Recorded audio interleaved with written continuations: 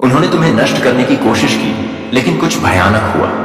मेरे प्यारे बच्चे, यदि आप स्वर्गदूतों में विश्वास करते हैं तो यह वीडियो देखना शुरू करें और इसे पूरा देखें। एंजल कहती है, मेरे बच्चे ध्यान से सुनो, अभी समय है। यह कोई साधारण संदेश नहीं है और तुम्हें इसे हल्के में नहीं लेना चाहिए। कल रात सूरज डूबने से पहले एक चीख स्वर्ग तक पहुंची। यह महज एक फुसफुसाहट नहीं थी, यह जंजीरों को तोड़ने की पुकार थी, झूठ को उजागर करने की, प्रार्थना में कांपते हाथों की पुकार थी, जो उस आत्मा की गहराई से निकल रही थी जिसने बहुत कुछ सहा था। किसी ने मौन में आपका नाम लिया और सत्य की आत्मा तत्परता से कांप उठी, क्योंकि कुछ ऐसा था जो वे नहीं चाहते थे कि आप जाने। कुछ ऐसा है जो बंद दरवाजों के पीछे छिपा हुआ था, उन कमरों में फुसफुसाया गया था जिनमें आपको कभी आमंत्रित नहीं किया गया था। परंतु अब स्वर्ग हर छत को तोड़ रहा है, हर पर्दा फाड़ रहा है और जो कुछ गुप्त रखा गया था उसे प्रकट कर रहा है। आपका ऐसा महसूस करना गलत नहीं था। आपकी छाती में वह भारीपन, वह सपना जो बार बार आपके पास आता रहा। जिस तरह से आप एक कमरे में प्रवेश करते हैं और महसूस करते हैं कि आपको देखा जा रहा है, आंका जा रहा है, मापा जा रहा है, अस्वीकार किया जा रहा है। यह आपकी कल्पना नहीं थी। उन्होंने तुम्हें नष्ट करने की कोशिश की, लेकिन कुछ भयानक हुआ। आपको इसे देखने की जरूरत है। उन्होंने जो योजना बनाई थी वह आपको दफनाने की थी, लेकिन उन्होंने यह नहीं सोचा था कि स्वर्ग ने आपका नाम पहले ही विजय की पुस्तक में लिख दिया है। आपके आंसू गिने गए, अंधेरे में तुम्हारी हर सांस देखी गई। आपकी पीठ पीछे उन्होंने जो भी अपमान किया वह सब रिकॉर्ड कर लिया गया। तुम्हें शर्मिंदा करने के लिए नहीं, लेकिन ताकि जब वह क्षण आए, जब सत्य बाण की तरह आपके सामने आए, तो आपको पता चले कि आपको कभी भुलाया नहीं गया, कभी नजरअंदाज नहीं किया गया।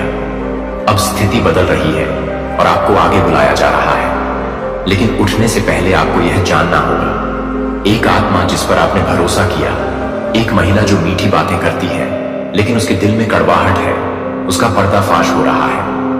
अंततः परमेश्वर इस स्त्री का पर्दाफाश कर रहा है। इससे पहले कि फिर से नुकसान हो, इसे अभी खोल ले। आप जानते हैं मैं किसके बारे में बात कर रहा हूं। तुम्हें संदेह है, आप उसकी मुस्कुराहट के पीछे छिपी ठंडक को, उसकी चापलूसी से टपकती ईर्ष्या को महसूस कर सकते थे। जिस तरह से उसने तुम्हें गले लगाया था, लेकिन उसके हाथ चाकू जैसे महसूस हुए थे, वह तुम्हारे लिए कभी खुश नहीं थी। वह आपकी रोशनी से भयभीत थी, क्योंकि वह उसे याद दिलाती थी कि उसने क्या चुराने की कोशिश की थी और असफल रही थी। वह आपकी प्रगति पर नजर रखती थी, आपको खुश करने के लिए नहीं, बल्कि यह देखने के लिए कि वह आशा करती है कि आप गिर जाएंगे, लेकिन आप गिरे नहीं। यहां तक कि जब ऐसा लग रहा था कि आप ऐसा कर देंगे, यहां तक कि जब आपकी ताकत खत्म हो गई थी और आपने हार मानने के बारे में सोचा था, तब भी एक शक्ति आपको थामे हुए थी। एक ऐसा प्रेम जो विश्वासघात से भी गहरा था, एक ऐसा हाथ जो आपके जीवन पर बोले गए अभिशाप से भी अधिक मजबूत था। आप यहां संयोगवश नहीं आए हैं, आप यह संयोगवश नहीं पढ़ रहे हैं। यह आपके लिए एक संदेश है और स्वर्ग आपकी ओर झुका हुआ है, क्योंकि यह आपके रहस्योद्घाटन का क्षण है। आप ऐसे सीजन में कदम रख रहे हैं जो हस्तक्षेप के कारण विलंबित हो गया था। विलंबित, अस्वीकार नहीं। तुम्हारे शत्रु मित्र का वेश धारण कर रहे हैं। उन्होंने आपको परिवार का सदस्य बताया, जबकि वे अजनबियों की तरह षड्यंत्र रच रहे थे। आपने उनके लिए खाना पकाया, उनके लिए प्रार्थना की, उन्हें अपना संवेदनशील हृदय दिखाया, और उन्होंने प्रतिस्पर्धा, ईर्ष्या और तोड़फोड़ के साथ जवाब दिया। जब आप सो रहे होते थे तो उनमें से एक आपके बिस्तर के पास घुटनों के बल बैठ जाता था और रात में फुसफुसाकर कुछ बातें कहता था, जो प्रार्थनाएं नहीं होती थीं, लेकिन स्वर्ग उसे सुन लेता था। जब आपको पता भी नहीं था कि युद्ध चल रहा है, तब भी देवदूत पहरा दे रहा था। अब सत्य हर झूठ के ढांचे को जलाकर राख कर देने वाला है। आपने सोचा कि आपकी हानि का अर्थ यह है कि आप धन्य नहीं हैं, लेकिन वास्तव में आपकी हानि ही सुरक्षा थी। वह नौकरी तुम्हें नहीं मिली, इसकी जड़ में ही जहर भरा हुआ था। वह रिश्ता जो टूट गया, वह छल कपट पर आधारित था और स्वर्ग उसे जारी रहने की अनुमति नहीं दे सकता था। वह पारिवारिक सदस्य जो अचानक आपके खिलाफ हो गया, ऐसा इसलिए है क्योंकि आपकी आत्मा में कुछ ऐसा है जो उनके अंधकार को उजागर करने लगा है और वे बिना देखे आपके प्रकाश में खड़े नहीं रह सकते। परंतु अब तुम्हें अपना हृदय तैयार करना चाहिए, क्योंकि आगे जो होने वाला है वह पवित्र है और हर कोई उसे नहीं समझेगा। आपका कोई प्रिय व्यक्ति पिछले सप्ताह एक कमरे में बैठा था और उसने दूसरों को आपके खिलाफ बोलते हुए सुना था। उन्होंने आपका बचाव नहीं किया। वे आपके लिए उस तरह खड़े नहीं हुए जैसी आपने उम्मीद की थी, लेकिन घर पहुंचकर वे रो पड़े। इसलिए नहीं कि वे जो कहा गया था उससे सहमत थे, बल्कि इसीलिए कि उन्हें एहसास हुआ कि वे उस क्षण में कमजोर थे जो मायने रखता था। वे पश्चाताप से पीड़ित हैं। आप जल्द ही उनसे सुनेंगे, लेकिन सावधानी बरतें। हर माफी का मतलब पुनर्स्थापना नहीं होता। कुछ क्षमा याचनाएं केवल इस बात की स्वीकारोक्ति होती हैं कि आत्मा ने वह उजागर कर दिया है जिसे शरीर छिपाने का प्रयास कर रहा था। आपके जन्म में कुछ ऐसी बात है जिसके कारण आपको निशाना बनाया गया। आपकी मुस्कुराहट में कुछ ऐसा है जो ईर्ष्या की आत्माओं को डराता है। यहां तक कि बचपन में भी आपको अलग थलग रखा जाता था। इसीलिए हमले जल्दी हुए। इसीलिए अब भी राह आसान नहीं रही है। लेकिन आपके जीवन में तेल है और तेल झूठ नहीं बोलता। आप में कुछ ऐसा है जिसकी नकल दूसरे लोग करना चाहते हैं, लेकिन वे उस चीज की नकल नहीं कर सकते जो स्वर्ग ने आप में रखी है। क्या आपको वह क्षण याद है जब आपने लगभग हार मान ली थी? वह रात जब दर्द आपकी प्रार्थनाओं से भी ज्यादा जोरदार था, कमरा खाली लगता था और आपका फोन चुप रहता था और कोई नहीं जानता था कि आप क्या कर रहे हैं, लेकिन स्वर्ग जानता था। आप अकेले नहीं थे। उस रात एक देवदूत ने आपके कंधे को छुआ और फुसफुसाया, रुको, यह लगभग खत्म हो गया है। उस रात भाग्य की किताब में एक रिकॉर्ड लिखा गया। उसी रात शिफ्ट शुरू हुई। आपको वित्तीय राहत मिलने वाली है। यह यादृच्छिक नहीं है, यह चोरी हुई वस्तु का मुआवजा है। किसी ने आपकी विरासत में देरी करने की कोशिश की। उन्होंने तुम्हारे विषय में उन लोगों से झूठ कहा जिनके पास तुम्हें आशीर्वाद देने की शक्ति थी। लेकिन झूठ की भी एक समाप्ति तिथि होती है और सत्य उनकी गर्दन पर सवार है। जो हस्ताक्षर रोके गए थे उन पर हस्ताक्षर किए जाएंगे। जो दरवाजा बंद था वह खुल जाएगा। जिस अवसर से आपको वंचित रखा गया था वह इस समय स्पष्टता और अनुकूलता के साथ वापस आएगा। लेकिन हर काम में जल्दबाजी न करें। इस मौसम में आपको हर निमंत्रण पर प्रार्थना करनी चाहिए। सभी खुले दरवाजे ईश्वरीय नहीं होते। कुछ तो ध्यान भटकाने वाली बातें हैं जो उत्तर की तरह दिखती हैं, परंतु तुम अंतर जान जाओगे, क्योंकि जो परमेश्वर की ओर से है उसके परिणाम स्वरूप शांति आएगी। अराजकता सदैव नकली वस्तुओं के साथ होती है। एक और बात है जो आपको सुननी चाहिए। जिस व्यक्ति को आपने ब्लॉक किया है वह अभी भी आपको देख रहा है। वे निजी तौर पर आपका नाम लेते हैं और ऐसा दिखाते हैं कि आपका कोई महत्व नहीं है। वे आपके उत्थान से ग्रस्त हैं, आपके जीवित रहने से परेशान हैं। वे यह देखकर हैरान हैं कि आप अभी भी खड़े हैं, लेकिन आपके जीवन पर उनका प्रभाव समाप्त हो चुका है। अब आपको उनकी स्वीकृति की आवश्यकता नहीं है। उनकी अस्वीकृति ही आपका पुनर्निर्देशन थी। उन्हें देखने दो। अब आपको किसी के प्रति अपनी चुप्पी का कोई दायित्व नहीं है। आपको बोलने, चंगा करने, नेतृत्व करने के लिए बुलाया गया है। आपकी आवाज बहुत लंबे समय से दबा दी गई है, लेकिन अब तुम्हें उठना होगा। आपकी कहानी शक्ति है। आपका दर्द तैयारी थी और आपकी उपस्थिति, आपका अस्तित्व ही इस बात का सबूत है कि साजिश विफल हो गई। जो उन्होंने बुराई के लिए सोचा था, स्वर्ग ने उसे उद्देश्य में बदल दिया है। अपने भरोसे के प्रति सतर्क रहें। आपके जीवन की अगली उन्नति एक प्रतिक्रिया को उकसाएगी। जब आप आगे बढ़ेंगे तो दूसरे लोग भी बेपर्दा महसूस करेंगे, लेकिन यह बोझ आपको नहीं उठाना है। आपका काम सत्य पर चलना है, आराम के लिए पीछे हटना नहीं। ऐसे लोग भी होंगे जो आपकी प्रगति को संभाल नहीं पाएंगे और आपको छोड़ देंगे। उन्हें करने दो। आप लोगों को नहीं खो रहे हैं, आप धोखे का बोझ उतार रहे हैं।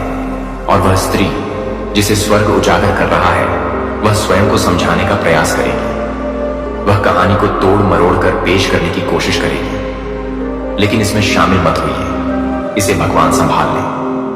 यह खुलासा बदला लेने के लिए नहीं है, यह स्पष्टता के लिए है। आप सत्य पर चलने के योग्य हैं। आप बिना किसी डर के प्यार करने के हकदार हैं। आप यह जानने के हकदार हैं कि वास्तव में आपके लिए कौन है। अगले 7 दिनों में आपको पुष्टिकरण प्राप्त हो जाएगा। यह किसी सपने के माध्यम से, किसी संदेश के माध्यम से, किसी अप्रत्याशित बातचीत के माध्यम से आ सकता है, लेकिन यह आएगा। ऐसा होने पर आपको ठंड का एहसास होगा। आपको पता चल जाएगा कि यह मनुष्य की ओर से नहीं है। यह आपकी आत्मा में स्पष्टता और शांति के साथ अंकित स्वर्ग का हस्ताक्षर होगा। जब यह आए तो इसे लिख ले। इसे खारिज मत करो, देरी मत करो, जल्दी से आज्ञा का पालन करो, क्योंकि एक खिड़की खुली है जो हमेशा खुली नहीं रहेगी। इस क्षण में उपचार है। अभी भी जब आप इसे पढ़ रहे हैं तो आपके हृदय में कुछ नरमी आ रही है। आपने सोचा था कि आपने माफ कर दिया है, लेकिन अभी भी कुछ अवशेष बाकी है। जाने दें, उनके लिए नहीं, आपके लिए। क्षमा का मतलब भरोसा नहीं है, इसका अर्थ है स्वतंत्रता। और आपको उस जीवन की ओर दौड़ने के लिए स्वतंत्र होना चाहिए जो परमेश्वर ने आपके लिए लिखा है। यह आपका समय है। आपका नाम उन कमरों में बोला जा रहा है जिनमें आपने अभी तक प्रवेश नहीं किया है। आपके चेहरे को ध्यान में रखते हुए अनुबंधों की समीक्षा की जा रही है। कोई व्यक्ति जो कभी आपको नजरअंदाज करता था, अब यह महसूस कर रहा है कि आप ही वह व्यक्ति थे जिसे उस भूमिका, उस अवसर, उस पद के लिए भेजा गया था। पीछा मत करो। परमेश्वर ने जो नियुक्त किया है उसके लिए आपको चुने जाने के लिए भीख मांगने की आवश्यकता नहीं है। और याद रखिए, आपके आंसुओं ने वह पुल बनाया है जिस पर दूसरे चलेंगे। आपकी गवाही से जीवन बचेंगे। अपने दागों पर शर्मिंदा मत हो। वे इस बात का प्रमाण है कि उपचार संभव है। अब आप ज्ञान को धारण किए हुए हैं जो अग्नि में तपकर, मौन में आकार पाकर, तूफानों के माध्यम से परिपक्व हुआ है। आप वह नहीं रहे जो आप पहले हुआ करते थे। तुम बड़े हो गए हो और स्वर्ग को तुम पर गर्व है। आपका कोई प्रिय व्यक्ति कल रात घुटनों के बल बैठकर रोया क्योंकि उसके परिवार ने उससे कहा था कि आप उसके जीवन में रहने के लायक नहीं हैं। लेकिन वे यह नहीं जानते कि आप ही थे जिन्होंने उन्हें गिरने से बचाया था। आप ही थे जिन्होंने मौन युद्ध के माध्यम से उनके लिए प्रार्थना की। चिंता मत करो, सत्य सदैव अपना रास्ता खोज ही लेता है। आपने प्रेम के जो बीज बोए हैं वे उगेंगे ही, भले ही इसमें समय लगे। आपको दोष मुक्त किया जाएगा, जोर से नहीं, लेकिन निर्विवाद रूप से, शांति से चमक उठेंगे। आप सच्ची खुशी से मुस्कुराएंगे। और जिन्होंने तुम्हें दफनाने की कोशिश की थी, उन्हें तुम्हें खिलते हुए देखना होगा। उनके लिए कोई हानि की कामना न करें। प्रार्थना करें कि वे स्वस्थ हो जाएं, लेकिन उन्हें उस बगीचे में वापस मत बुलाओ जिसे उन्होंने जलाने की कोशिश की थी। अब आगे चलो। आपके कदम क्रमबद्ध हैं। आपका हृदय सुरक्षित है। आपका मन नया हो रहा है। आप अकेले नहीं हैं और तुम कभी नहीं थे। अब समय आ गया है, बदलाव आ गया है, आकाश हिल गया है और आप किसी पवित्र चीज की दहलीज पर खड़े हैं जो महिमा से भरी हुई है, जो टूटेपन से जन्मी है लेकिन दिव्य उद्देश्य से दीप्तिमान है। एंजल का कहना है कि दिखावा करने का समय खत्म हो गया है। सच्चाई सामने आ रही है और आप भी स्थिर खड़े रहो और तुम उस उद्धार को देखोगे जिसका वादा किया गया था। उन्होंने तुम्हें नष्ट करने की कोशिश की, लेकिन कुछ भयानक हुआ। तुम बच गए। आप ठीक हो गए। तुम उठे और अब सब कुछ बदल गया है। उन्हें बात करने दो, उन्हें फुसफुसाने दो, उन्हें घूरने दो। तुम्हें काम करना है। आपको जीवन बदलना है। आपको कई पीढ़ियों का उत्थान करना है। आप चुने गए हैं और जो स्वर्ग तुम्हारे भीतर शुरू हो गया है उसे कोई भी रोक नहीं सकता। अपनी आंखें खुली रखो, अपना दिल साफ रखो, अपनी प्रार्थनाएं सच्ची रखें और इसे हमेशा याद रखें। यह संदेश आपके लिए है। उन्होंने तुम्हें नष्ट करने की कोशिश की, लेकिन कुछ भयानक हुआ। आपको इसे देखने की जरूरत है। स्वर्ग बहुत लंबे समय से चुप रहा है, लेकिन अब यह सन्नाटा सूखी जमीन पर बिजली की तरह टूट रहा है। आपका नाम गुप्त कक्षों में उच्चारित किया गया है। ईर्ष्या के साथ उन भाषाओं में बोला गया है जो कभी आपसे प्रेम करने का दावा करती थी। लेकिन कुछ बदल गया। कुछ बात उजागर हुई है। जो कुछ परमेश्वर ने उजागर करने का चुनाव किया है उसे छाया छिपा नहीं सकती। तू ही वह है जिसके लिए फरिश्ते रात में पहरा देते रहे हैं। आपके जन्म से पहले ही सितारों ने आपकी कहानी फुसफुसाकर बता दी थी। आपके पास एक प्रकाश है जिसे तूफान नहीं बुझा सकते। और फिर भी उन्होंने इसे बुझाने की कोशिश की, लेकिन उनके साथ कुछ गलत हो गया। जो चीज उन्होंने आपको चुप कराने के लिए भेजी थी वही अलार्म बन गई, जिसने स्वर्ग को जगा दिया। और अब सच्चाई सामने आ रही है। यदि आप दान देना चाहते हैं या अपनी सराहना दिखाना चाहते हैं तो आप $100 तक का सुपर थैंक्स दे सकते हैं। तुम पागल नहीं हो, आप कभी गलत नहीं थे। आपकी आत्मा में जो भावना थी जिसे आप हिलाने की कोशिश करते रहे, वह व्यामोह नहीं था, यह विवेक था। बेचैनी, रातों की नींद हराम होना, कुछ खास लोगों के कमरे में प्रवेश करने पर आपका दिल तेजी से धड़कने लगता था। यह पवित्र आत्मा आपको चेतावनी दे रहा था। आप इसकी कल्पना नहीं कर रहे थे। कोई षड्यंत्र रच रहा था, कोई नाटक कर रहा था, कोई व्यक्ति आपके बगल में खड़ा हो गया और जब आप नहीं देख रहे थे तभी उसने आपकी पीठ में छुरा घोंप दिया। और सबसे दुखद बात यह है कि आपने उन पर भरोसा किया। आप उनसे प्यार करते थे। आपने तब दिया जब आपको दूर चले जाना चाहिए था, और फिर भी उन्होंने आपके दिल का फायदा उठाया। लेकिन अब सुनो और ध्यान से सुनो, यह आपकी कहानी का अंत नहीं है, यह एक दिव्य अनावरण की शुरुआत है। स्वर्ग देख रहा है और घड़ी ने न्याय की घड़ी बजा दी है। आप अकेले नहीं हैं।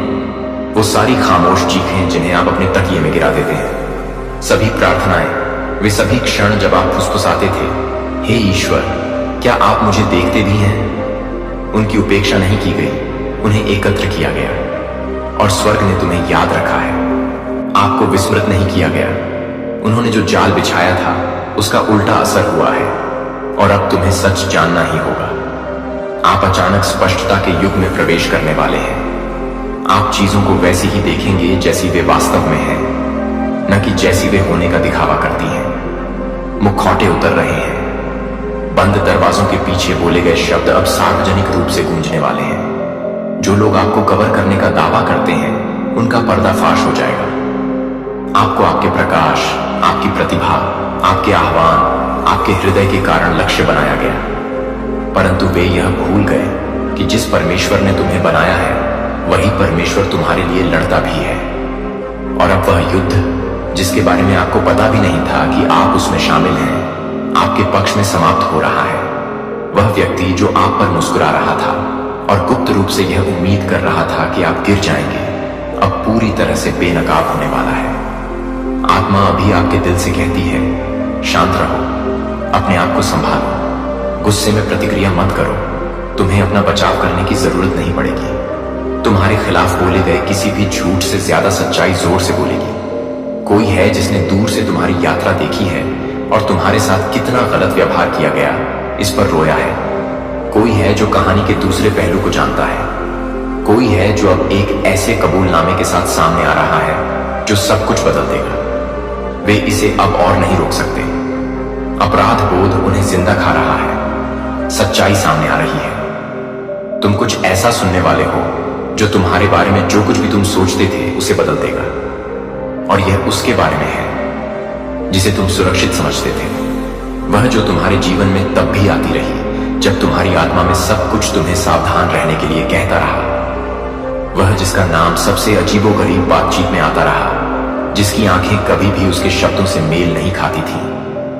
आखिरकार भगवान इस महिला को उजागर कर रहे हैं। इसे अभी खोलो, इससे पहले कि अगला धोखाधड़ी पकड़ ले। तुम्हें यह देखना चाहिए, तुम्हें समझना चाहिए कि साफ साफ क्या छिपा है। वह तुम्हारे लिए नहीं थी, वह कभी नहीं थी। उसने तुम्हारा अध्ययन किया, तुम्हारी लय, आपकी कमजोरियों को याद किया और फिर धीरे धीरे बिना आपके ध्यान दिए उसने आपके खुद के बारे में आपकी धारणा को तोड़ मरोड़ दिया। आपको अपनी योग्यता पर संदेह करने, आपकी समझदारी पर सवाल उठाने पर मजबूर कर दिया। लेकिन अब और नहीं, आपके दिमाग पर उसका शासन खत्म हो गया है। कथा को नियंत्रित करने के लिए उसने जो तार इस्तेमाल किए थे वे एक एक करके टूट रहे हैं। आप आजाद हो रहे हैं। आपके आसपास के माहौल में बदलाव आ रहा है। आपका नाम साफ हो रहा है। आपसे जो चुराया गया था वह वापस किया जा रहा है। एक उलटफेर हो रहा है जिसे रोका नहीं जा सकता। जो लोग आपका मजाक उड़ाते थे वे सच्चाई की रोशनी में चुप हो जाएंगे और आप सिर्फ शारीरिक रूप से ही नहीं बल्कि आध्यात्मिक, भावनात्मक, मानसिक रूप से भी उठेंगे। आप और मजबूत होकर वापस आ रहे हैं, समझदार, ज्यादा अभिषिक्त, क्योंकि वे जो कुछ भी आपको दफनाने की कोशिश करते थे उसने आपके विकास के लिए मिट्टी को और उपजाऊ बना दिया। और अब कुछ और कहा जाना चाहिए। कुछ समय पहले एक रात थी जब आपका कोई प्रिय व्यक्ति घुटनों के बल पर रोया। उन्होंने आपको नहीं बताया, वे नहीं चाहते थे कि आप चिंता करें, लेकिन वे रोए क्योंकि वे यह नहीं सोच सकते थे कि आप लगातार पीड़ित रहेंगे। उनके परिवार ने उनसे झूठ बोला आपके बारे में, उन्हें विपरीत दिशाओं में खींचा गया, लेकिन उनके दिल की गहराई में उन्होंने कभी भी आप पर विश्वास करना बंद नहीं किया। वह व्यक्ति, हाँ, आप बिल्कुल जानते हैं कि वह कौन है, अपराध बोध के कारण वापस नहीं आ रहा है, बल्कि इसलिए क्योंकि उसने सच्चाई देखी है। कुछ हुआ, एक बातचीत, स्पष्टता का एक क्षण, एक रहस्य उद्घाटन। वे अंततः देखते हैं कि आप किस गहराई से गुजरे हैं, और अब वे ऐसे शब्दों के साथ आ रहे हैं जिन्हें आपने कभी सुनने की उम्मीद नहीं की थी। आपको लगा कि आपके और उनके बीच सब खत्म हो गया है, लेकिन भगवान ने वह कहानी लिखना बंद नहीं किया है। आपका एक हिस्सा है जो दरवाजा पूरी तरह से बंद करना चाहता है, और फिर भी आप अभी भी उनसे प्यार करते हैं। आप अभी भी उन्हें अपने सपनों में महसूस करते हैं। आप अभी भी उनके लिए गुप्त रूप से प्रार्थना करते हैं। यह कमजोरी नहीं है, यह ईश्वरीय संबंध है, और जहां ईश्वरीय संबंध है वहां हमेशा बहाली की संभावना होती है, लेकिन यह सत्य के माध्यम से आना चाहिए, और यही अब सामने आ रहा है। स्वर्गदूतों को आपके आगे भेजा गया है। वे रास्ता साफ कर रहे हैं, आगे क्या होने वाला है इसके लिए जगह बना रहे हैं, क्योंकि जो आने वाला है वह उस छोटे से दायरे के लिए बहुत बड़ा है जिसे आप कभी परिवार कहते थे। जो आने वाला है उसके लिए नए परिवेश की आवश्यकता होगी, बातचीत, नया आवरण। अब आप उन लोगों से घिरे नहीं रहेंगे जो आपको बर्दाश्त करते हैं। आपका सम्मान किया जाएगा, आपको ऊपर उठाया जाएगा, आपको स्थान दिया जाएगा। आपकी प्रतिभाएं उन जगहों पर आपके लिए जगह बनाएंगी जहां दूसरों ने आपको रोकने की कोशिश की थी। आपके चेहरे पर बंद किए गए दरवाजे अंदर से खोले जा रहे हैं। अब आपको खटखटाने की जरूरत नहीं होगी। वे आपको बुलाएंगे, आपको आमंत्रित करेंगे, आपका सम्मान करेंगे। यह संदेश आपके लिए है।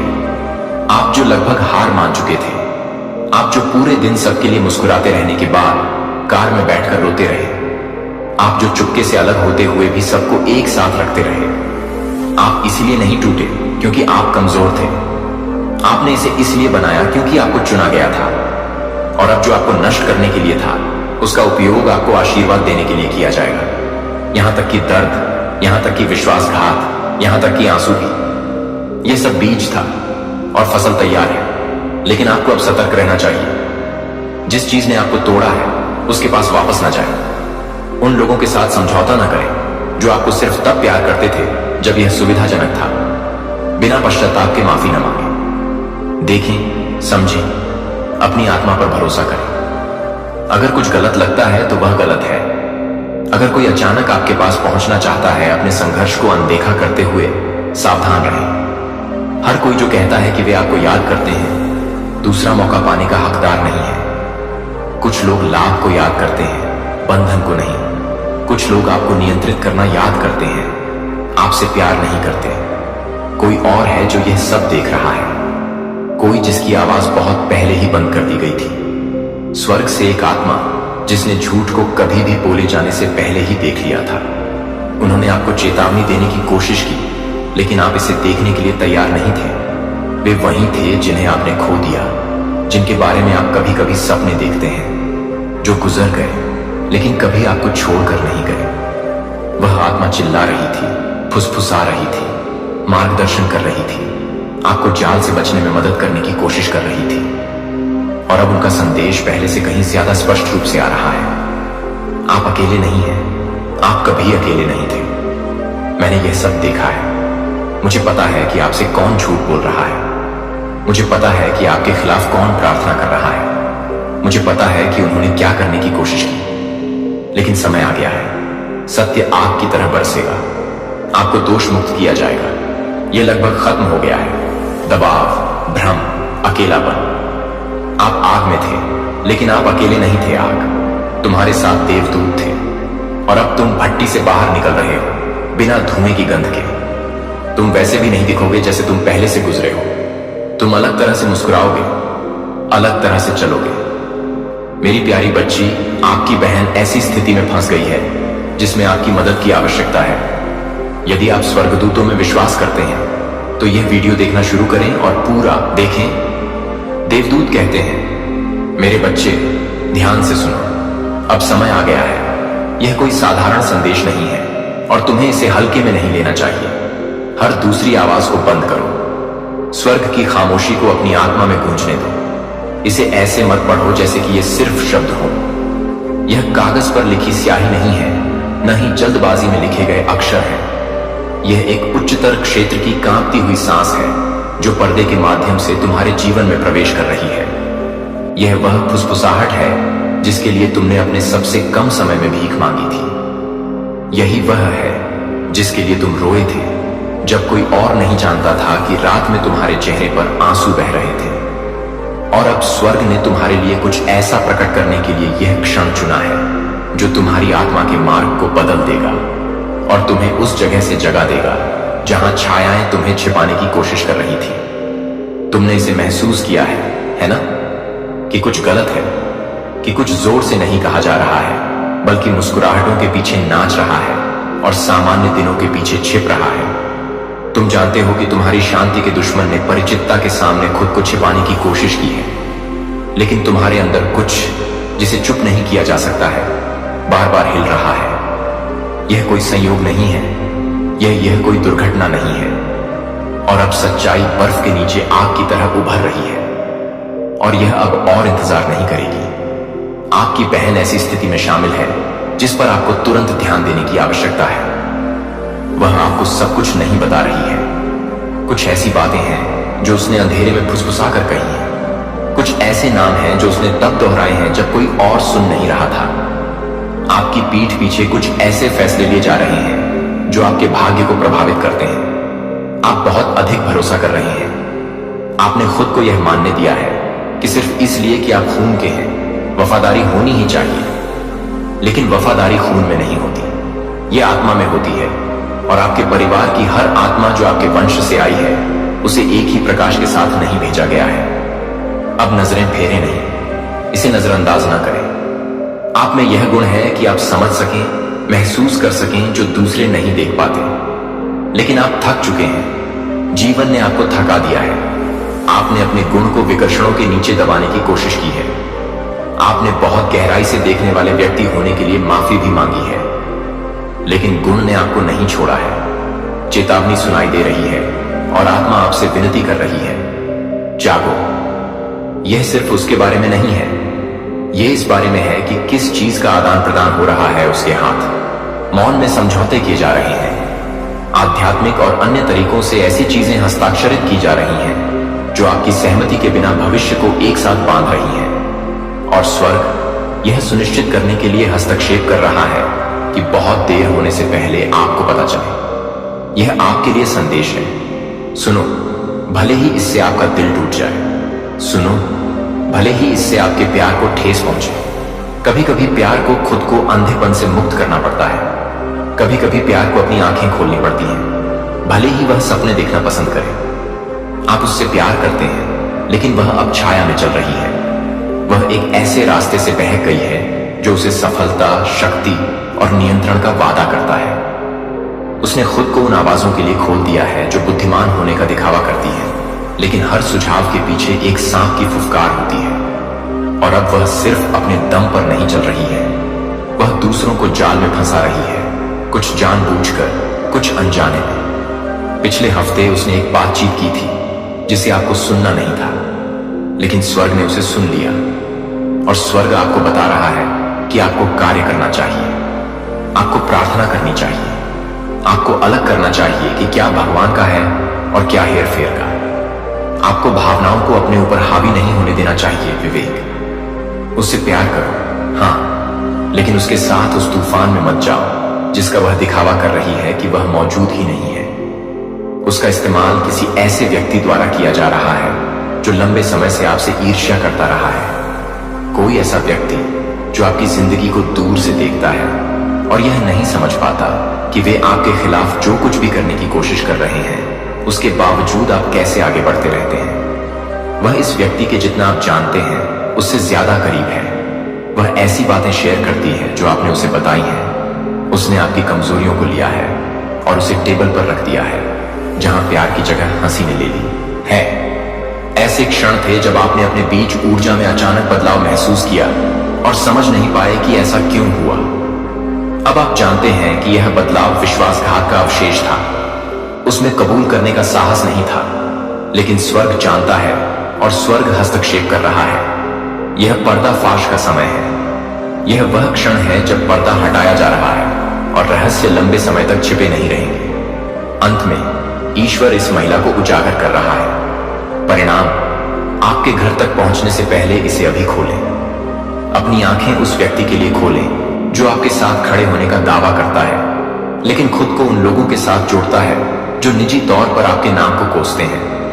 पर्दा उठ रहा है। आप ऐसी चीजें देखना शुरू करेंगे जो चौंका देंगी आप, लेकिन सत्य से मत डरो। यह नष्ट करने के लिए नहीं, बल्कि उद्धार करने के लिए आता है। एक जर्नल प्रविष्टि है, एक डिजिटल निशान है, एक संदेश जिसे हटाया नहीं गया है, आध्यात्मिक स्मृति में दर्ज एक फोन कॉल है। भगवान आपको बता रहे हैं कि सत्य आपको ढूंढ लेगा, भले ही कोई इसे सीधे आपके पास न लाए। आपके कदमों पर स्वर्गदूत नजर रख रहे हैं। आपके पास दिव्य आंखें हैं जिन्होंने हर मोड़ और मोड़ को देखा है जिसमें वह शामिल रही है, और आप जितना समझते हैं उससे कहीं ज्यादा सुरक्षित हैं। आप उन आपदाओं से बच गए हैं जो आपके अपने घर में रची जा रही थी, अजनबियों द्वारा नहीं, बल्कि उन लोगों द्वारा जो आपकी मेज पर बैठते थे।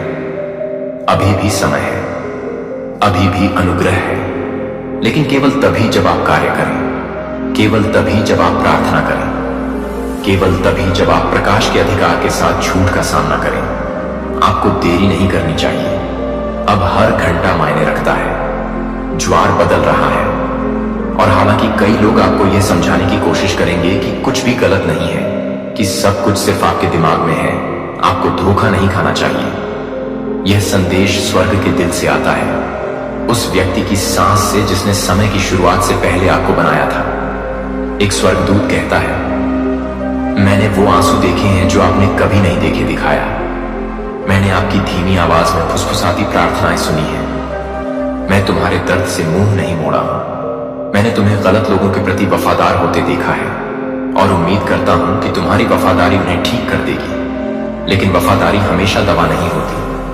कभी कभी यह जंजीर होती है, और मैं इस जंजीर को तोड़ने आया हूं। अब आप भ्रम में नहीं चलेंगे। आप उस भूमि पर प्रेम को नहीं बोएंगे जो ईर्ष्या से अभिशप्त हो चुकी है। आप अपने सपनों में किसी ऐसे व्यक्ति को आमंत्रित नहीं करेंगे जो केवल ब्लूप्रिंट इकट्ठा करने और उन्हें आपके दुश्मन को बेचने के लिए आता है। आप बुद्धिमानी से खड़े होंगे, आप स्पष्टता से चलेंगे, और आप इस क्षण से ऐसी आंखें लेकर उठेंगे जो तब बंद नहीं होंगी जब चीजें बहुत जटिल हो जाएंगी। यदि आप दान देना चाहते हैं या अपनी सराहना दिखाना चाहते हैं, तो आप $100 तक का सुपर थैंक्स दे सकते हैं। आपके लिए एक स्थान तैयार किया जा रहा है, एक शांति का स्थान, एक सुरक्षा का स्थान, एक प्रतिज्ञा का स्थान। लेकिन आप हर व्यक्ति को अपने साथ उस स्थान पर नहीं ले जा सकते, विशेषकर वह व्यक्ति नहीं जो आपके आह्वान के विपरीत काम कर रहा हो। इसे वह क्षण बनने दो जब तुम मुक्त होना शुरू करो। इसे वह क्षण बनने दो जब तुम अलग होना शुरू करो। आपको उससे घृणा करने की आवश्यकता नहीं है, लेकिन आपको उसे आपके उन हिस्सों तक पहुंच नहीं देनी चाहिए जिनका उसने सम्मान नहीं किया है। जल्द ही आपके लिए एक भविष्य सूचक स्वप्न आने वाला है। ध्यान देना, आप एक मेज, एक टूटा हुआ दर्पण और एक हार देखेंगे। ये प्रतीक यादृच्छिक नहीं है, वे संदेश हैं। यह तालिका उस वाचा को दर्शाती है जिसे तोड़ा जाना चाहिए। दर्पण उसकी पहचान की विकृति को दर्शाता है जिसमें वह फंस गई है। यह हार उस छिपी हुई चीज का प्रतिनिधित्व करता है जिसे वह आपके जीवन से अपने एजेंडे में ले जाने की कोशिश कर रही थी। जब आप उस सपने से जागें तो उसे लिख लें। इसके लिए प्रार्थना करें। कुछ ही दिनों में आपको नाम और पुष्टियां दिखने लगेंगी। तुम पागल नहीं हो रहे हो, आपको जागृत किया जा रहा है। आप नाटकीय नहीं हो रहे हैं, आपको चेतावनी दी जा रही है।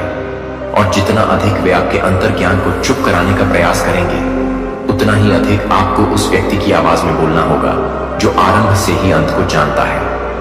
आपकी आत्मा आपसे झूठ नहीं बोल रही है। आपने संकेत देखे हैं, आपने बदलाव महसूस किया है। यह कोई भ्रम नहीं है, यह सुरक्षा है। आपको शीघ्र ही एक संदेश प्राप्त होगा, शायद किसी अप्रत्याशित व्यक्ति के माध्यम से, शायद किसी दैवी व्यवधान के माध्यम से, लेकिन यह इस बात की पुष्टि करेगा कि इस संदेश ने क्या प्रकट करना शुरू कर दिया है। अपना हृदय तैयार करो, डरो मत। अब जो उजागर किया जा रहा है उसका उद्देश्य आपके प्रेम को नष्ट करना नहीं है, इसका उद्देश्य इसे शुद्ध करना है। आपके अंदर इतना कुछ है कि आप रहस्यों से बंधे नहीं रह सकते। आपका भाग्य इतना बड़ा है कि आप धोखे में नहीं फंस सकते।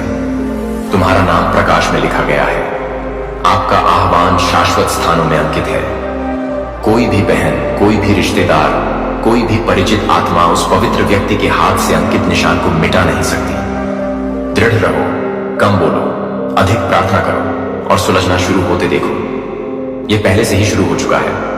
इसे रोकने की कोशिश मत करो। स्वर्ग जो हटा रहा है उसे बचाने की कोशिश मत करो। उपचार के लिए अपना हृदय खोलो, अलगाव के लिए अपना मन खोलो, अपनी आत्मा को नए दृष्टिकोण के लिए खोलें। इसके बाद आप पहले जैसे नहीं रहेंगे। आप अधिक स्वच्छ, अधिक शक्तिशाली और अंततः शांतिपूर्ण बनेंगे। और जब आप इस क्षण पर, इस अजीब पवित्र चेतावनी पर पीछे मुड़कर देख रहा है और उस प्रकटीकरण में आपको वह शक्ति मिलेगी जो आपने सोचा था कि आपने खो दी है। आप रोएंगे, हां, लेकिन दुख से नहीं, जानने से, उस मुक्ति से जो केवल तब आती है जब झूठ फर्श पर गिर जाता है और सत्य कमरे में आग की तरह खड़ा होता है। जब आप इसे पढ़ेंगे तो आपको एक व्यक्ति के बारे में सोचना होगा, कोई ऐसा व्यक्ति जिसका नाम आपके विचारों में घूमता रहता है, कोई ऐसा व्यक्ति जिसकी उपस्थिति एक भूत की तरह लगती है, जिसे आपने कभी नहीं मांगा, फिर भी वे रुके रहते हैं। पत्र उनके द्वारा किए गए कार्यों के बारे में एक गांठ बांध देगा, आपको दंडित करने के लिए नहीं, बल्कि आपको मुक्त करने के लिए। आप लंबे समय से भ्रम की जंजीरों में जकड़े हुए हैं। आप सोच रहे हैं कि आप आगे क्यों नहीं बढ़ पा रहे हैं, आप आध्यात्मिक रूप से क्यों विलंबित महसूस कर रहे हैं, लेकिन यह आप नहीं थे, यह बंधन था, यह आत्मा की डोरी थी जो बनी रही, क्योंकि आपके पास कभी भी पूरा सत्य नहीं था। लेकिन यह पत्र उस बंधन को तोड़ता है। यह पत्र आध्यात्मिक स्पष्टता की तलवार रखता है। यह पीला है, क्योंकि पीला आग, प्रकाश, चेतावनी और जागृति का प्रतिनिधित्व करता है। आप कल के बाद कभी भी वैसे नहीं रहेंगे। लेकिन इस संदेश को जान लें, यह आपको डराने के लिए नहीं था, यह आपको तैयार करने के लिए था। क्योंकि जब पत्र आएगा तो प्रलोभन होगा कि इसे एक तरफ फेंक दिया जाए और कहा जाए कि अभी नहीं, आज नहीं। लेकिन जिस क्षण आप ऐसा करेंगे, आपके अंदर कुछ दर्द होगा, क्योंकि आत्मा पहले से ही जानती है कि यह समय है, यह दिन है। जिस संदेश के लिए आप रो रहे थे वह आपके दरवाजे पर है। सचमुच स्वर्ग की आवाज मेल बॉक्स में गूंज रही है, और यद्यपि आपके हाथ लिफाफा खोलते समय कांप सकते हैं, आपको इसे खोलना ही होगा, आपको देखना होगा। इसमें एक वाक्य है जो उस प्रश्न का उत्तर देगा जिसे आप वर्षों से लेकर जा रहे हैं। जब आप इसे देखेंगे तो आपको पता चल जाएगा। आपकी गर्दन के बाल खड़े हो जाएंगे, आपकी छाती में जकड़न महसूस होगी, डर के कारण नहीं, बल्कि इसलिए क्योंकि पवित्र आत्मा आपको अपने चारों ओर लपेट लेगी। यह पुरुष से अधिक है, यह एक मुलाकात है, और एक बार जब संदेश आपकी आत्मा में प्रवेश करता है, एक बार जब यह आपके दिल में लंगर डालता है, तो आप जिस धुंध से गुजरे हैं वह गायब हो जाएगी। आपकी छाती का भारीपन दूर हो जाएगा, आपके दिमाग का दबाव दूर हो जाएगा। आध्यात्मिक माइग्रेन, भावनात्मक थकान, भूख, अजीब सपने, रात में बेचैनी, यह सब एक सच्चाई से जुड़ा था जो अभी तक नहीं आई थी, लेकिन अब यह पीले रंग में आता है। और आपको यह जानना चाहिए, जिसने इसे छिपाने की कोशिश की, जिसने मासूम बनने की कोशिश की, जबकि उन्होंने आपका नाम बिगाड़ा, उन्होंने कभी इसकी उम्मीद नहीं की थी। उन्होंने कभी नहीं सोचा था कि आप सच्चाई को थामे रखने के लिए पर्याप्त मजबूत होंगे, लेकिन आप हैं। और पत्र को इस तरह से आने का कारण यह है कि मौखिक सत्य को नकारा जा सकता है, लेकिन लिखित सत्य, यही वह जगह है जहां स्वर्ग ने अपनी छाप छोड़ी है। दस्तावेज आपका सबूत होगा। आपको कुछ भी साबित करने की जरूरत नहीं होगी।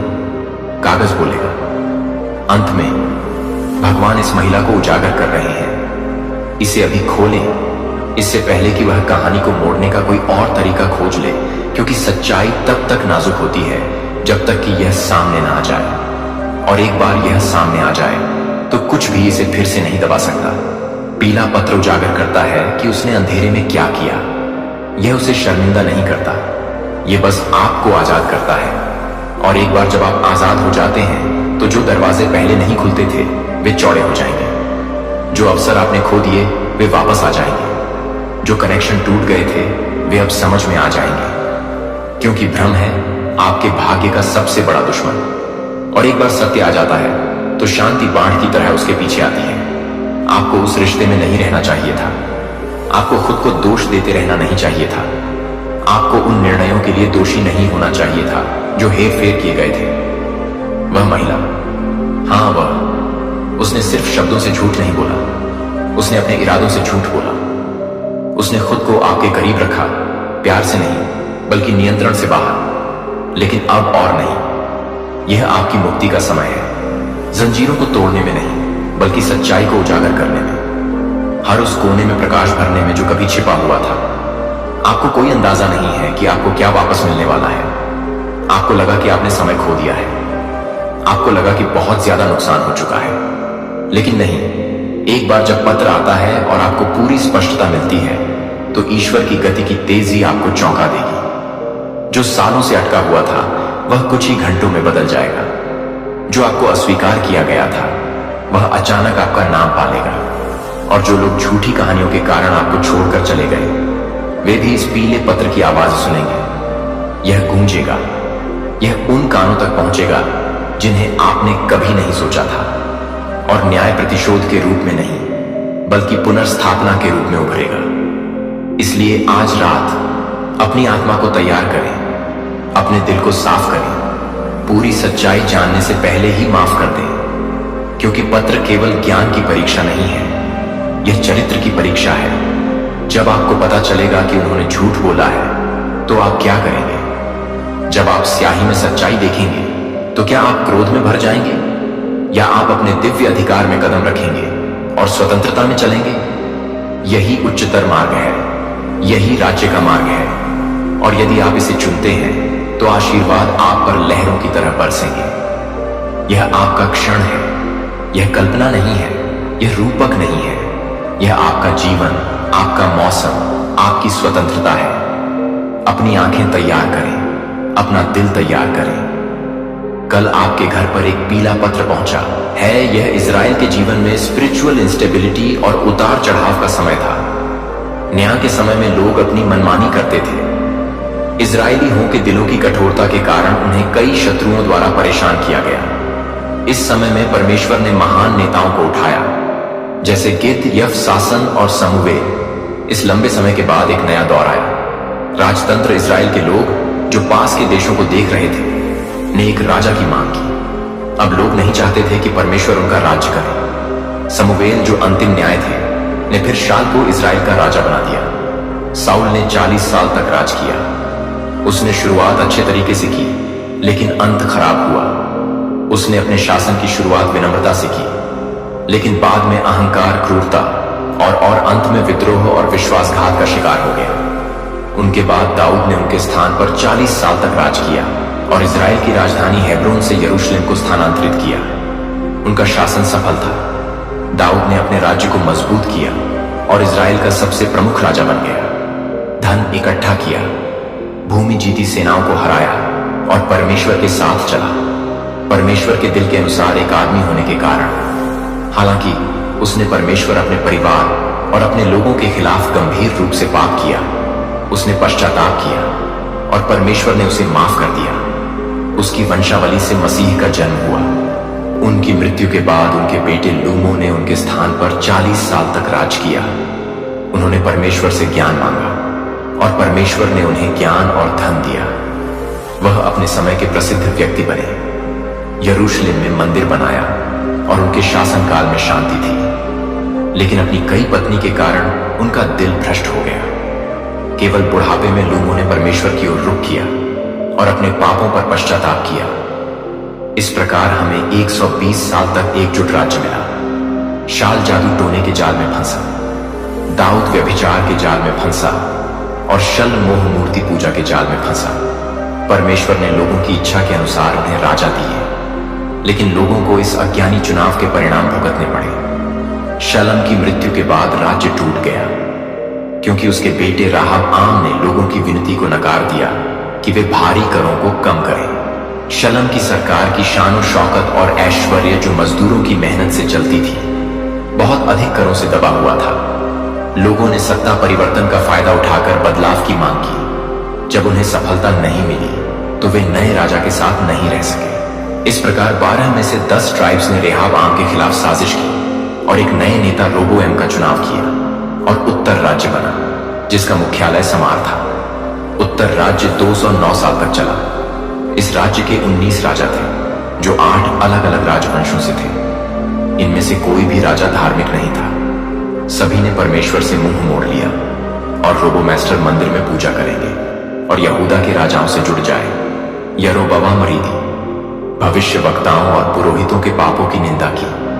उस समय परमेश्वर ने भविष्य वक्ताओं आमोस, होश और मीका को भेजा। उन्होंने देश की बुराइयों का सामना बहादुरी से किया। राजमहल से लेकर झोपड़ियों तक, मंदिरों से लेकर व्यापार तक, सड़कों से लेकर खेतों तक उन्होंने पॉलिटिकल करप्शन की आलोचना की और पवित्र धर्म का व्यापार करने वाले पादरियों के खिलाफ आवाज उठाई। उन्होंने भ्रष्ट सरकारी अधिकारियों और कानून बनाने वालों के खिलाफ परमेश्वर का आरोप उठाया। उन्होंने सामाजिक अन्याय और आर्थिक शोषण की निंदा की। उन्होंने लोगों से पश्चाताप करने का आह्वान किया, लेकिन उनकी बातें किसी ने नहीं सुनी। आहा के शासनकाल में उसकी पत्नी इजेबेल के कारण इजराइल में बाल, जो कन्नी देवता था, की बुरी मान्यता फैल गई। उस समय परमेश्वर ने भविष्यवक्ता एलियाह को उठाया ताकि वह इस मूर्ति पूजा को बेनकाब कर सके और इस भूत परस्त देवता की साख को कमजोर कर सके। इस राज्य में भी परमेश्वर ने एलिशा को एलिया का स्थान लेने और एक अद्भुत काम करने के लिए बुलाया। इजराइल ने जब परमेश्वर की बात नहीं मानी तो परमेश्वर ने असुरिया को इजराइल के खिलाफ भेजा। असुरिया परमेश्वर का गुस्सा था, एक बहुत ताकतवर और लड़ाकू साम्राज्य। जब भी उसने किसी देश को हराया, उसने बहुत बुरी चीजें की, जैसे लोगों के शरीर को नुकसान पहुंचाना, सिरों को शहर के दरवाजों पर लटकाना और लोगों को बहुत अपमानित करना। उत्तर के लोगों को बंदी बनाकर ले जाने के बाद राजा सरगन द्वितीय ने दूसरे देशों के लोगों को इजराइल की जमीन पर भेजा, जिससे वहां एक बड़ा जातीय मिला जुला हुआ। उसे पता था कि जब अलग अलग जातियां एक साथ रहती हैं तो एक पूरी जाति का अस्तित्व कमजोर हो जाता है। इस मिला जुले लोगों से एक नई जाति बनी, जिन्हें समृद्धि हो सेरेट कहा गया। यह समृद्धि लोग इजराइल में रहने लगे और फिर यहूदी लोगों के बहुत बड़े दुश्मन बन गए।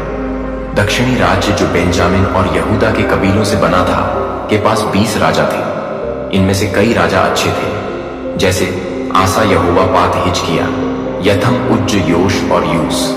जब भी कोई अच्छा राजा बना तो देश में विकास हुआ और लोग आर्थिक, नैतिक, सामाजिक और आध्यात्मिक रूप से आगे बढ़े। दक्षिणी राज्य में यह भविष्यवाणी पूरी करने के लिए कि मसीह दाऊद के घर से आएंगे, केवल एक ही राजवंश ने शासन किया, या यदि लोगों से बात करने के लिए परमेश्वर ने कई भविष्यवक्ताओं को भेजा, जैसे यशाया, मीका, योल, सुफना या और रमैया। लेकिन देश बहुत भ्रष्ट हो गया और लोगों ने परमेश्वर की आवाज को नहीं सुना। फिर उसी तरह परमेश्वर ने उन्हें सजा दी और बेबीलोनियन की सेना भेजी, जिससे वे अपने दुश्मनों के हाथों में पड़ गए। यहूदी लोग बेबीलोनियन में बंदी बना लिए गए। दक्षिणी राज्य, जिसे यहूदा कहा जाता था, 345 साल तक चला। 2 बार हमला करने के बाद बूझ दंजर ने यरूशलेम पर हमला किया, उसके शानदार मंदिर को तोड़ डाला और लोगों को बंदी बनाकर ले गया, जिससे शहर बहुत अपमानित हो गया। लोग 70 साल तक बंदी रहे, जैसा परमेश्वर ने भविष्यवक्ता रमैया से कहा था। बंदीगिरी के दौरान परमेश्वर ने रमैया, एजेकील और दानियल जैसे भविष्यवक्ताओं को उठाया। इस समय में लोग मूर्ति पूजा से शुद्ध हुए और यहूदी लोग सिनेगोग, प्रार्थना स्थल बनाने लगे। परमेश्वर द्वारा तय किए गए समय के बाद यहूदी लोग अपने देश लौट आए। उस समय तक बाइबल पहले ही मीडो फारसी साम्राज्य के हाथों में आ चुका था। साइरस जिसे परमेश्वर ने 200 साल पहले ही बताया था, ने यहूदी लोगों को आजाद किया और उनके कनान की जमीन पर वापस जाने के रास्ते खोल दिए। लोग 3 समूहों में वापस आए। पहले समूह के नेता जरुब्बाबिल थे, जो मंदिर के निर्माण के लिए आए। दूसरे समूह के नेता एजरा थे, जो कानून सिखाने के लिए आए। और तीसरे समूह के नेता नामिया थे, जो दीवारों के निर्माण और लोगों के राजनीतिक और आध्यात्मिक सुधार के लिए आए। जैसे ही लोग बंदी गृह से लौटे और मंदिर का निर्माण शुरू किया, उन्हें कई समस्याओं का सामना करना पड़ा। पहले चालाक समारी लोग काम में भाग लेना चाहते थे ताकि काम में दखल अंदाजी कर सके। जब उनकी साझेदारी की पेशकश को नकारा किया गया तो उन्होंने दूसरे तरीके से धमकी देनी शुरू कर दी।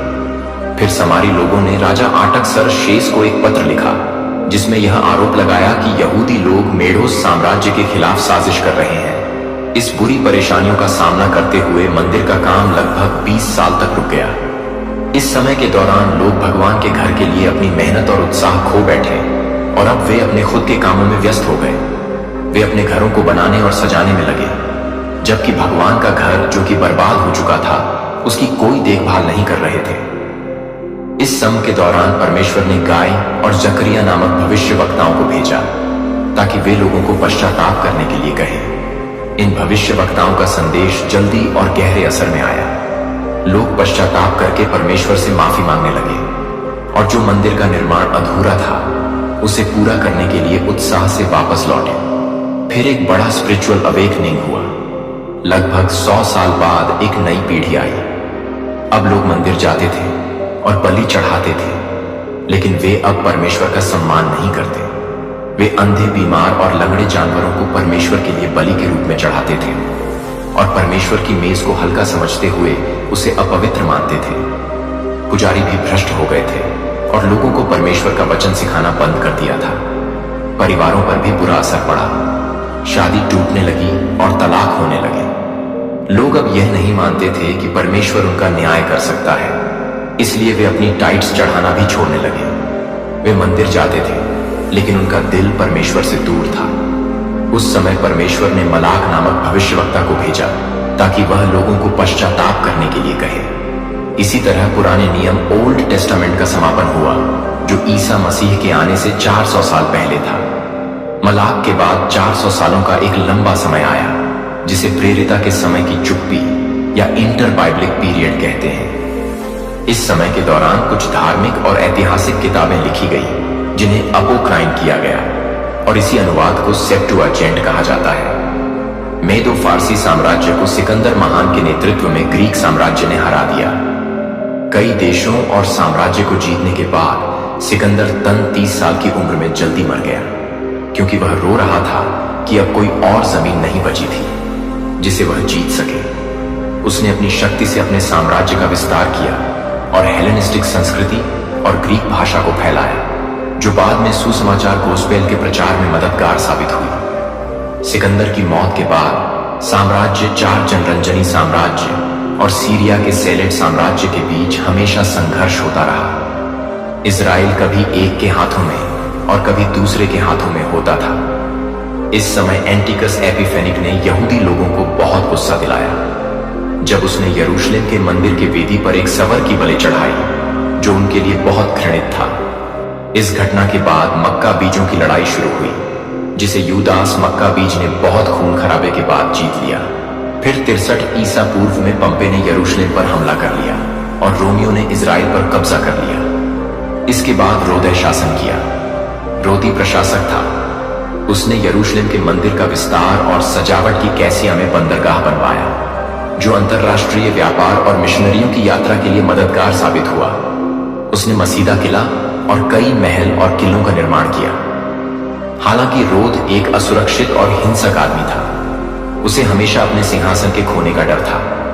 उसने 10 बार शादी की और कई बच्चे थे। जब हेरो ने मानव नाम की एक शाही परिवार की महिला से शादी की, तो उसे अपने सिंहासन के खोने का डर था।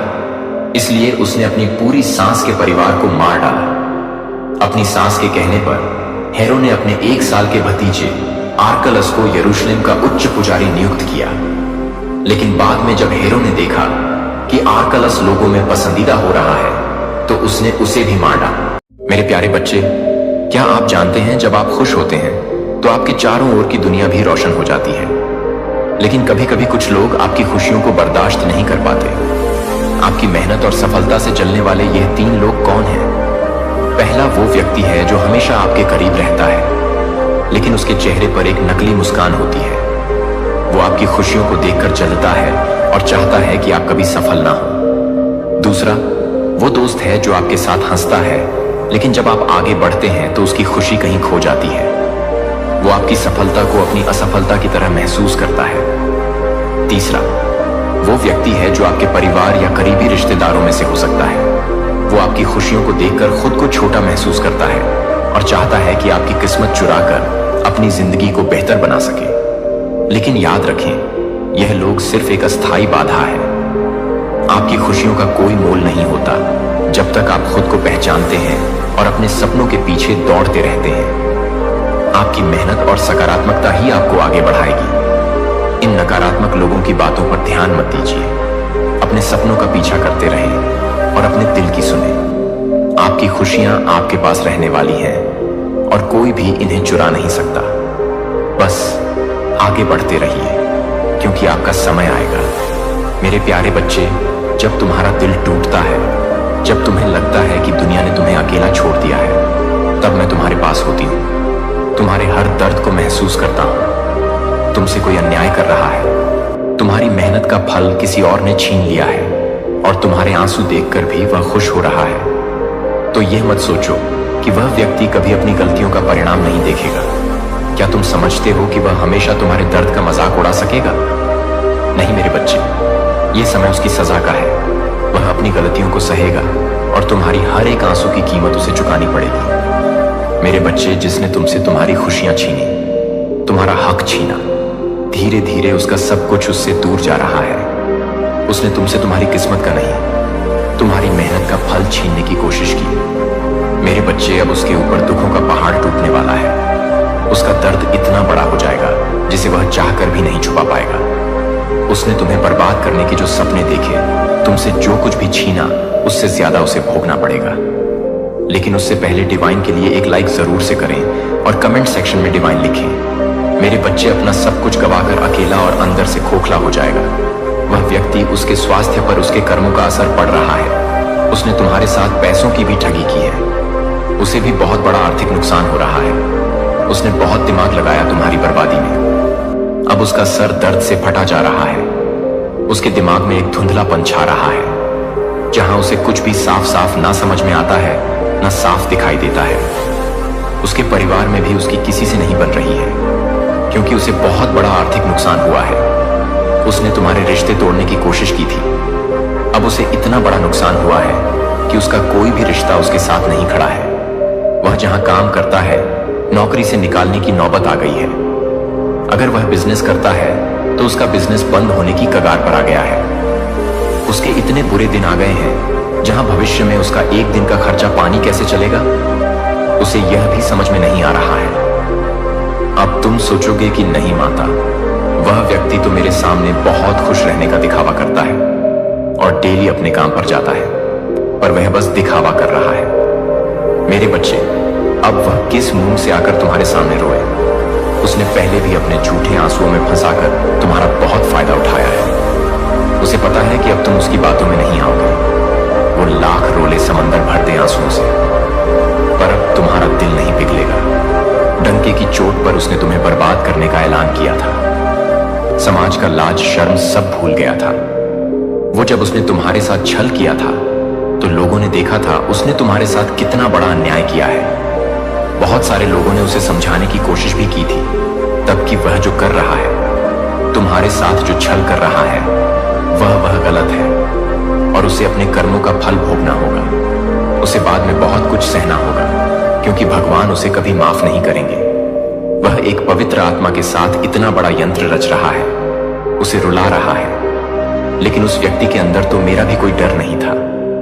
उसे किसी भी बात का, किसी भी इंसान से, किसी भी भगवान से कोई भय नहीं था। उसे लगता था वह जो कर रहा है वह सही कर रहा है। तुम्हें रुलाकर वही सही है और उसे तुम्हें रुलाने में बहुत आनंद और बहुत सुख मिलता था। अब उसका मजा ही उसके लिए सबसे बड़ी सजा बन जाएगा और उसकी हंसी ही उसके आंसुओं का कारण होगी। वह लोगों से मुंह छुपाकर घूम रहा है। उसे लग रहा है कि सब कुछ ठीक हो जाएगा। इससे पहले कि समाज में उसकी बदनामी हो, उसे कुछ ऐसा करना होगा जिससे परिस्थितियां फिर से ठीक हो जाए, सब कुछ उसके पक्ष में काम करे। अभी तो बस शुरुआत है। उसने इतने पाप किए हैं जिसका कोई अंत नहीं है।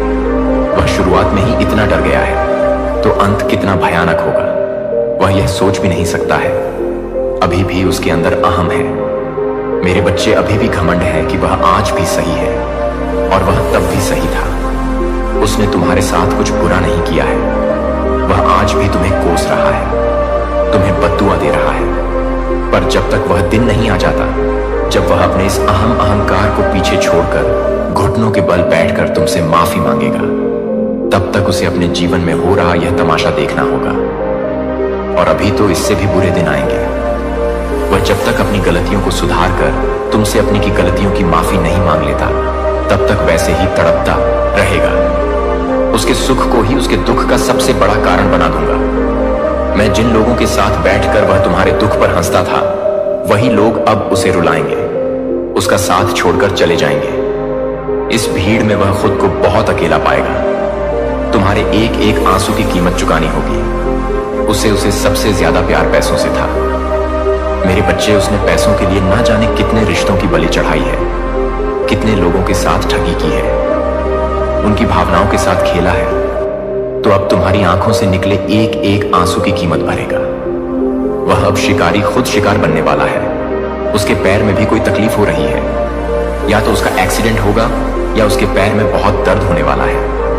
पर वह भी तुम्हें बर्बाद करने की योजना बना रहा है, क्योंकि उसे ऐसा लग रहा है कि तुम्हारी रची हुई कोई साजिश की वजह से उसके साथ यह सब कुछ हो रहा है।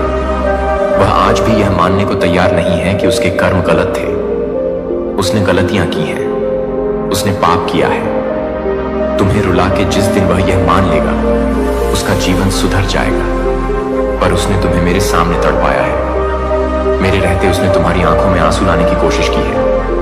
तुम्हें लगता है ना माता, मैंने बहुत कुछ सहा है, पर तुमने जो सहा है और उसने जो योजनाएं बनाई थी, उनके बीच में मैं हमेशा खड़ी थी। मेरे बच्चे, और सोचो, मेरे रहते जब उसने तुम्हें तकलीफ दी, इतना रुलाया, तो उसकी योजना कितनी भयंकर थी। मैं हर हाल में तुम्हारी रक्षा करूंगा। अब वह यह देखेगा और बहुत जल्द ही वह मेरी शक्तियों को महसूस करेगा। अब उसे रात में नींद नहीं आती है, उसे बुरे सपने आते हैं। वह चौंक कर उठ जाता है। उसके हाथ पैर काम नहीं करते। उसका वह दिमाग अब उसका साथ नहीं दे रहा है। एक एक करके लोग उसका साथ छोड़ रहे हैं। तुमसे सब कुछ छीनने वाला अपना सब कुछ खो रहा है। मेरे बच्चे, तुम्हें तुम्हारा खोया हुआ सब कुछ देंगे। तुम्हारी माता, मेरे बच्चे, मैं जानता हूं कि तुमने बहुत कुछ सहा है और कितनी बार तुमने उसे माफ किया, उसे समझाया, उसका साथ दिया। फिर भी वह तुम्हारी भावनाओं का मजाक उड़ाता रहा, तुम्हारे दर्द पर हंसा। तुम्हारी सच्चाई को उसने कभी समझा ही नहीं। उसने तुम्हारे भरोसे को तोड़ा, तुम्हारे विश्वास को चोट पहुंचाई, और तुम फिर भी उसे माफ करते रहे। लेकिन अब वह समय आ गया है जब तुम अपने अधिकारों के लिए खड़े हो, और मैं तुम्हारी रक्षा करने के लिए हर पल तुम्हारे साथ हूं। तुमसे जो भी छीना गया है, जो तुम्हारे साथ अन्याय हुआ है, जो तुम्हारी मेहनत और तुम्हारी भावनाओं के साथ खेला गया है, वह अब उस व्यक्ति को लौट आया जाएगा। वह व्यक्ति जो तुम्हारे साथ खेल रहा था, तुम्हें कमजोर समझता था और सोचता था कि तुम्हारी आवाज नहीं सुनी जाएगा, वही अब खुद अपने कर्मों का फल भोगेगा। वह दिन दूर नहीं जब वह तुम्हारे सामने आएगा और अपनी गलतियों का पछतावा करेगा। लेकिन तब तक उसके सारे कर्म उसका पीछा करेंगे, उसकी आत्मा को तड़ पाएंगे। उसकी जिंदगी में अब और कोई शांति नहीं होगी। वह इस दुनिया में अब किसी से भी विश्वास नहीं कर पाएगा, क्योंकि जो उसने किया है उसकी सजा उसे अकेले ही भुगतनी होगी। तुम्हारे आंसू जो उसने बिना किसी कारण तुम्हारी आंखों से गिरवाए, अब उसकी सजा बनेंगे। तुम्हारी तकलीफ जो उसने बुरा करने की इच्छा से बढ़ाई, अब उसके लिए एक भारी बोझ बन जाएगा। जो तुम्हारा साथ देने के बजाय तुम्हारी भावनाओं के साथ खेला, वहीं अब अपने कर्मों का दर्द सहने के लिए मजबूर होगा। तुमने कभी उसकी बुराई नहीं की, तुमने हमेशा उसे अपनी समझ से समझाने की कोशिश की, पर अब वह समय आ गया है जब उसकी बुराई का पल आएगा। वह सोचता है कि वह सब कुछ पा जाएगा, कि वह सब कुछ हासिल कर लेगा, लेकिन उसे यह नहीं पता कि जो उसने किया है वह उसका पीछा करेगा और उसकी सजा उसे अकेले ही भुगतनी होगी। अब उसे वह सब कुछ खोने का डर होगा जो उसने दूसरों को ढककर अपनी चालाकी से हासिल किया। वह महसूस करेगा कि उसने जो तुम्हारे साथ किया वह सब उसके लिए दोबारा ना हो पाने वाली एक गहरी सजा बन चुकी है।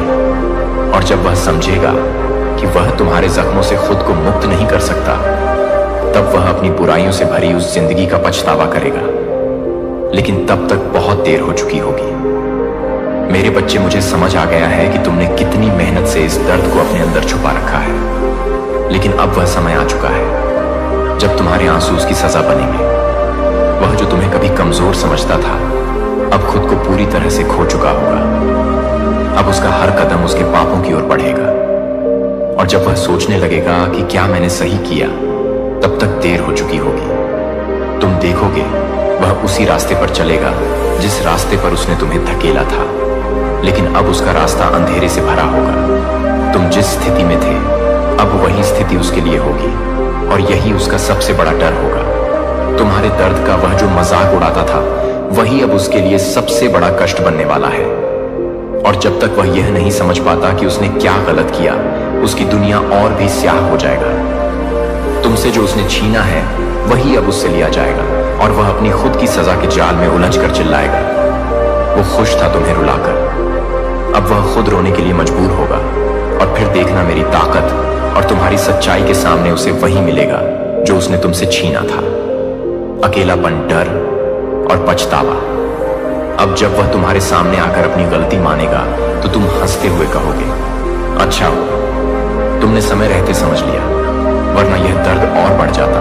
और हाँ, तुम्हारी डिवाइन तुम्हारे साथ है, अब उसे कोई नहीं बचा सकता। उसकी खुशी बन गई उसकी सबसे बड़ी सजा, और अब उसे अपनी गलती का एहसास दिलाने का समय आ गया है। तुम देखोगे शिकारी खुद शिकार बन जाएगा, लेकिन दया सत्य की नींव पर दृढ़ता से खड़ा होता है। इसीलिए मेरे बच्चे ने मुझे अस्वीकृति के प्रत्येक अवशेषों के साथ अपने मन को साफ करने के लिए अपने मन को साफ कर दिया, जो कि मैं अपने हिरण के लिए, एक बेवजहसी के लिए, एक पेटिनेशन के लिए, एक बेवजहसी के लिए मैं आपको आंखों के साथ एक बड़ी दृष्टि के साथ जीने के लिए बुला रहा हूं, जो चीजों की सतह से परे देखते हैं और एक दिल के साथ काफी प्यार करते हैं, यहां तक कि उन लोगों को भी प्यार करते हैं जो आपको नहीं बताते हैं, लेकिन आप इसे स्वीकार करते हैं। कि क्या आपको स्वीकार करते हैं जो कि मर्सी का स्वभाव नहीं है? क्या एक योद्धा जीवन के एक वाहक हैं, एक खोई हुई पीढ़ी के बीच आशा का एक दूत है कि विकृत आवाजों के साथ बहस करने के लिए आपका समय बर्बाद ना करें, अपनी यात्रा को आपके लिए बोलने दें, अपनी बहाली को अपनी बहाली दें, जो आपके उत्तर को ठीक कर रहा है, जो कि आपके लिए एक शानदार मौका है, जो हर तरह से हंसने के लिए है। मेरे द्वारा आप अब अतीत के कैदी नहीं हैं, आप मेरे अपरिवर्तनीय प्रेम और शक्ति द्वारा सील किए गए एक उज्जवल भविष्य के उत्तराधिकारी हैं। इसीलिए एक ऐसे व्यक्ति के रूप में रहते हैं जो एक के रूप में मुक्त हो गया है, जिसे स्वर्ग से एक मिशन को ले जाने के रूप में कार्य किया गया है। और हमेशा हर परिस्थिति में याद रखें कि क्या आप अभी भी मेरे प्यारे की तरह नहीं हैं, जो कि मेरे प्यारे की तरह नहीं है, जो कि मेरे प्यारे की तरह नहीं है। यह ना देखने का नाटक ना करने से इनकार नहीं कर सकता है कि आपके जीवन पर कुछ अलग टिकी हुई है। वे इसे नाम नहीं दे सकते हैं, वे इसे समझाने में सक्षम नहीं हो सकते हैं, लेकिन एक तरह से खारिज नहीं कर सकते हैं कि वे जानते हैं कि आप एक ऐसी ताकत से बरकरार रखे जा रहे हैं जो उनकी समझ को पार कर लेती है, कि आप हर कदम को देखते हैं, कि आप हर सांस को देखते हैं, कि आप हर सांस लेते हैं। अराजकता वे देखते हैं कि आप अपने रास्ते में 1000 दीवारों के बावजूद अभी भी आगे बढ़ते हैं, और यह उनके लिए चकित करता है कि वे आपके आत्मनियंत्रण की जड़ को नहीं समझ सकते हैं।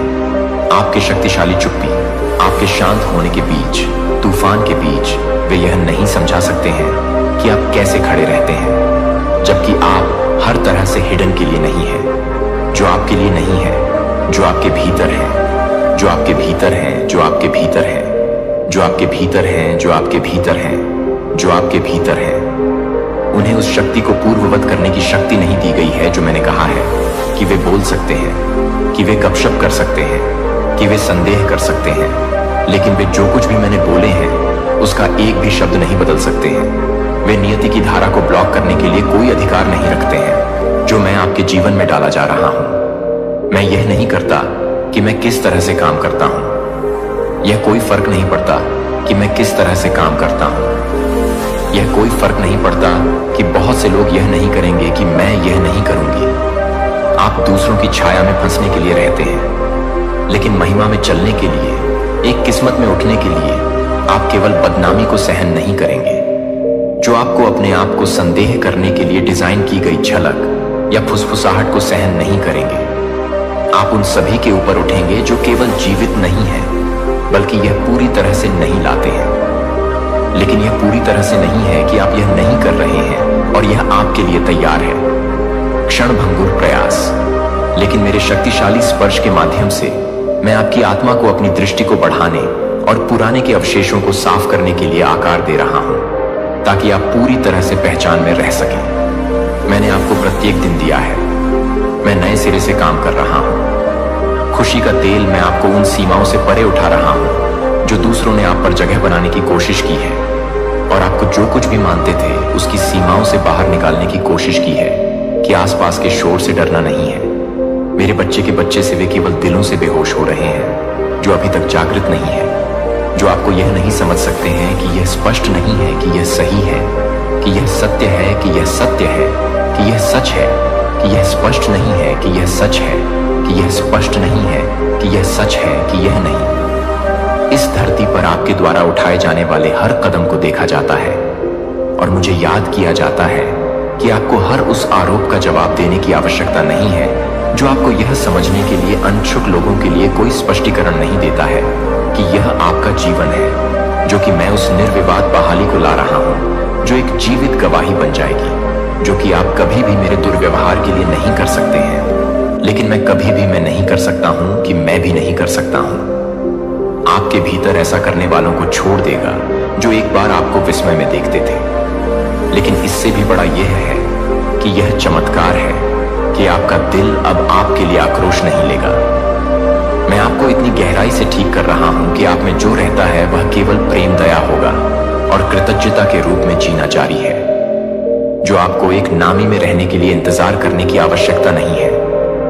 आपका अटूट विश्वास यह हर बार जब आप कहते हैं कि पृथ्वी पर सामने आने वाले महान चमत्कार हैं, तो मैं कहता हूं कि जब मैं आपके आसपास सब कुछ कहता हूं तो यह भी विश्वास करता है कि अन्यथा यह आध्यात्मिक दायरे में एक गड़गड़ाहट की जीत है, और मैं जो देखता हूं वह जो छिपा हुआ है उसे भूल जाएगा कि आप केवल उन लोगों को छोड़ देंगे जो आप पर भरोसा करेंगे कि आपके साथ कड़वाहट नहीं ले जाएगा। आपका दिल धन्यवाद से भरा होगा कि आप स्पष्टता के साथ पता चलेगा कि यह आपके लिए किसने किया है। इसके अलावा कोई और नहीं जो मैं हमेशा पूरा करता है, जो अब मैं शुरू करता हूं कि मेरा प्रिय बच्चा आपके विश्वास को फिर से शुरू करने के माध्यम से, फायरिंग के माध्यम से, उगने के माध्यम से, फायरिंग के माध्यम से, फायरिंग के माध्यम से जाली की तरह हो गया है। जब आप कभी भी यह नहीं सोचते हैं कि आप कभी भी यह नहीं सोचते हैं कि आप कभी भी यह नहीं सोचते हैं कि आप कभी भी यह नहीं सोचते हैं कि आप कभी भी यह नहीं सोचते हैं कि आप कभी भी यह नहीं सोचते हैं कि आप कभी भी यह नहीं सोचते हैं कि आप कभी भी यह नहीं सोचते हैं कि आप कभी भी यह नहीं सोचते हैं कि आप कभी भी यह नहीं सोचते हैं कि आप कभी भी यह नहीं सोचते हैं कि आप कभी भी यह नहीं सोचते हैं कि आप कभी भी यह नहीं सोचते हैं कि आप कभी भी यह नहीं सोचते हैं, या अस्वीकृति नहीं,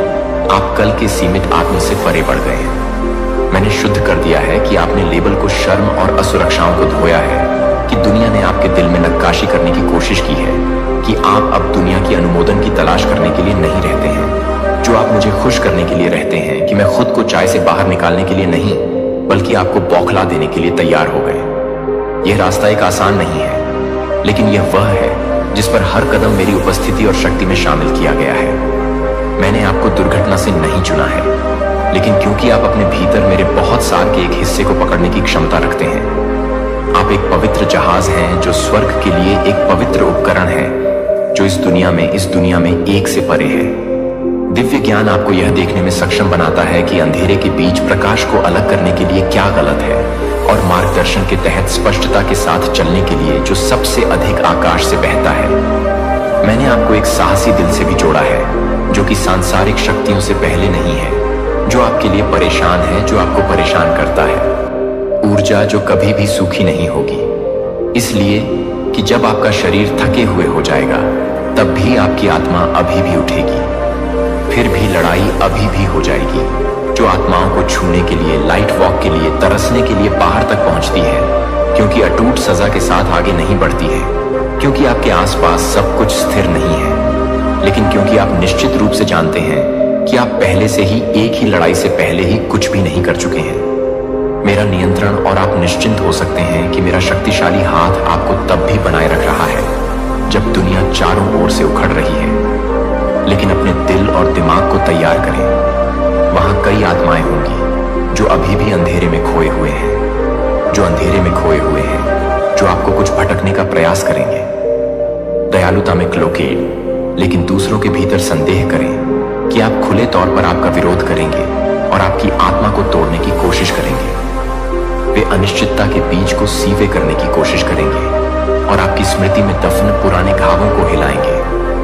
लेकिन यह याद रखें कि वे आपकी आत्मा के लिए नहीं मिलेंगे, लेकिन मैं एक आत्मा को हिला सकता हूं।